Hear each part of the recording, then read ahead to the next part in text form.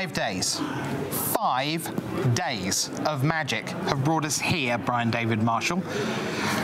I don't have the strength left to go through day 1 and day 2 and day 3 and day 4, but we really should, since this is our final end of day wrap here at Worlds Week, go through day 5.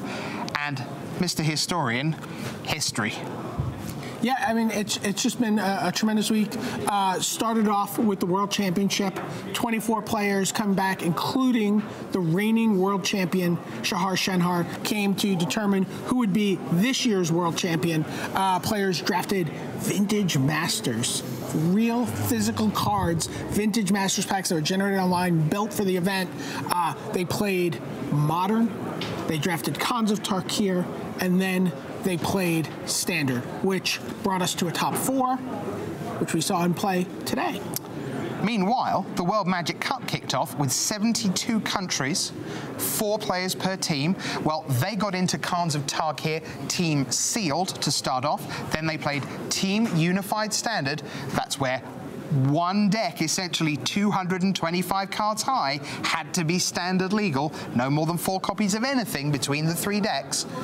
Once 72 teams came down to 32 yesterday, then we got into pool play, BDM. Pool play might be my actual favorite format for a tournament now. It's a beautiful day of Magic. You know, so each pool is 4 teams, or it could be 4 players, whatever, and they're seeded. And they play against, each team plays the other 3 teams in the pool.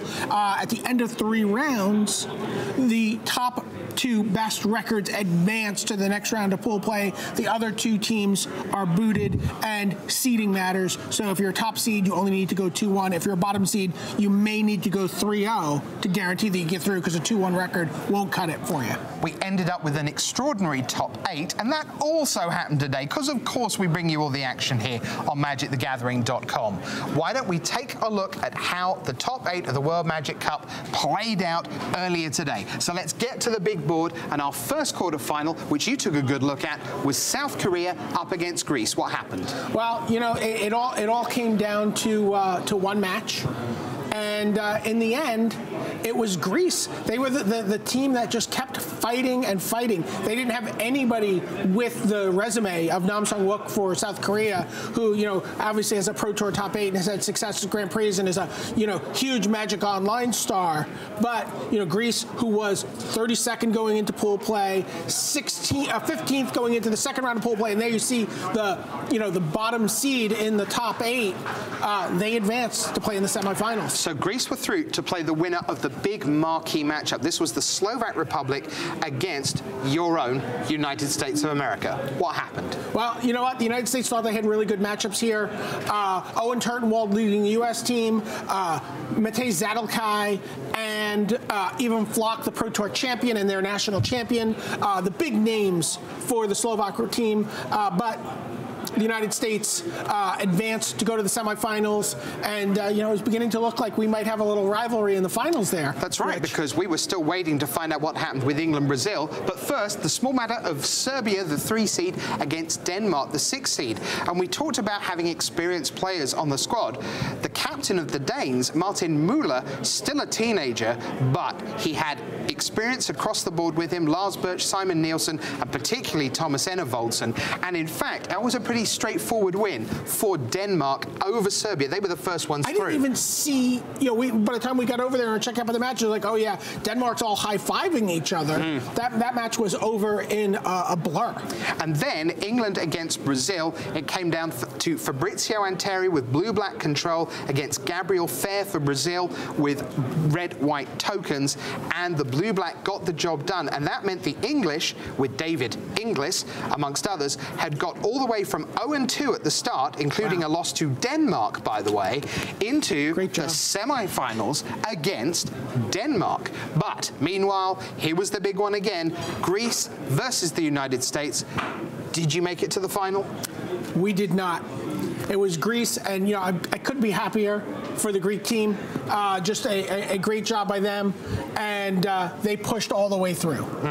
So then the second semi-final, well, did we make it all the way to the final?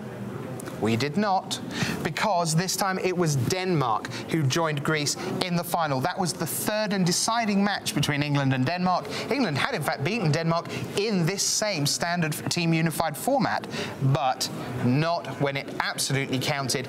And the writing was on the wall when we saw David Inglis against Thomas Enevoldsen. All 6 players in the matchup, plus the 2 coaches, knew Enevoldsen with blue-black control was an overwhelming favourite against Abs and Whip. That's how it played out, and that meant our World Magic Cup champions over Greece in the final were Denmark. There they are, and what an extraordinary fact that we have them as champions. Yeah, it seemed impossible at some point for Greece to lose the last match in that finals. We watched. We were getting the graphics ready. We had the Greece graphic, ready to go for the news desk, and then you top deck a Siege Rhino. Okay, that's step 1. Then you top deck a Dune Blast. That's still not enough. No. We needed to top deck the Wingmate Rock. Huh. And it was unbelievable. And the Dune Blast, the Greek team was staying alive with a bunch of mana creatures and was operating under very tight mana. The Dune Blast set them back turns. There was an Ashiok that had ultimated against the Danes. People were running around yelling Dane Blast.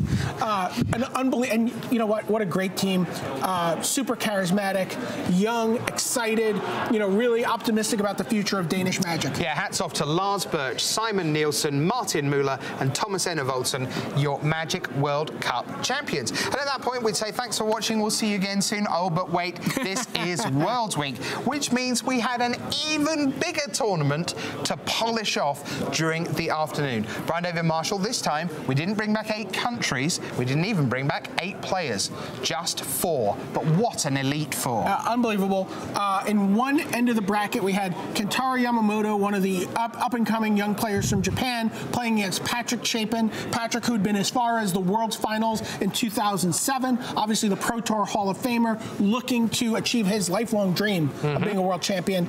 In the other match, we had 2 players who had won this very tournament each over the last 2 years. Yuya Watanabe winning when it was called the Players' Championship, and of course Shahar Shenhar winning last year to become the world champion. So what happened in the matchup of the world champions, Watanabe against Shenhar? Yeah, Watanabe took a game, but Shenhar really looked to be in control throughout and won it in 3 games to 1.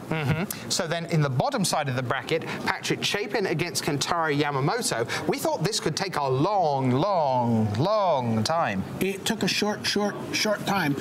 Patrick Chapin dispensed Yamamoto. He wasn't expected to win game 1, but he took game 1, and then his sideboard made very short work of Yamamoto in games 2 and 3, and he was through to the finals for the 2nd time in his career. 2nd time he would face an Israeli national champion in the finals of a world championship. Give me some more historical context on this final, though, because until today, there had never been a repeat world finalist. It just hadn't happened. In 21 years of doing this thing. It had never happened. There have been multiple people who've made it through, but there had never been a repeat winner. There had never been even been a repeat finalist. Now we had 2 repeat finalists. So, Patrick Chapin infamously, when he won Pro Tour Journey into Nyx, said, "This was my qualifier for the World Championship, the tournament I have wanted to win more than any other ever, and that is why I am here." And he has been all business all weekend long. Meanwhile, Shahar Shenhar, probably right up until he beat Yuya Watanabe in the semi-finals, would not have been many people's favorite to retain a title. Shahar Shenhar, who's been alive as long as Patrick Chapin's wanted to be the world champion. Right. Zach Dolan in 1994, the first world champion. Shahar, just 21. What happened in the final? You know what? Shahar played great Magic. He got out to a quick 2-game lead. Patrick had his chance in the 3rd game. Really needed to find and end hostilities. Shahar played very precisely with Farika, God of Affliction, very deliberately made 2 death touch blockers to get in the way of a Siege Rhino to protect his life total so that Patrick couldn't top deck another Siege Rhino for the win. Really meant he had to draw very, very specific cards. He only had 1 of each of the cards he could have drawn in his deck. And Shahar won in 3 games to become the first ever repeat world champion and the winner of back-to-back world championships. Will we ever see the like again? Here's a word for you to conjure with for the next 12 months. You ready? Yes. Three-peat.